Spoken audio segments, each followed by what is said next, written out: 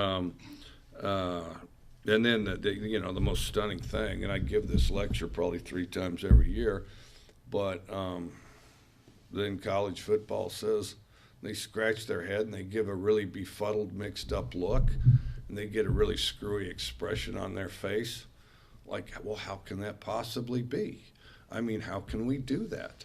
I mean, how is it possible that you could actually have a playoff format in college football? Well, gee, I don't know. Let's start with we can go down to the local city park, and I'll bet you somebody that handles youth football could tell you how to do something like that. Well, that's too low of a scale. Let's move it up a little bit. Okay, how about high school from a major state? Let's say Texas, Florida, or California. Let's see how they do it. Okay, let's see. These guys, they win a certain number of games. They have a qualification. Okay, now, boom, they're in the playoffs. But they don't have just 2 or 4 teams or something. Hell no, because they want everybody to have fun and enjoy this playoff system. So they have 16 or 32 or 64 or something like that. Okay, so then they play each other, and everybody's on the edge of their seat going to wait and see if this team's going to beat that team or going to beat the other team. And so then, in the end, there's occasionally a debate. If only this team hadn't lost to that team in this round, then this team could have won the whole thing, and that's perhaps true.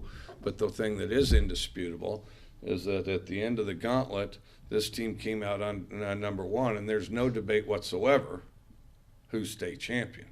And then you can go to Division III. Let's see, how do they do it? Oh, they do it the exact same way.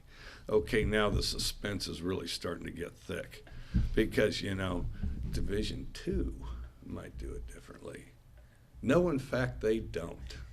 They do it exactly, boys and girls, like Division III does. And then now they've changed the initials because in this era of political correctness, they love to change initials and make it proper to say things one way instead of another. And I forget what the initials is. But then they go to 1AA.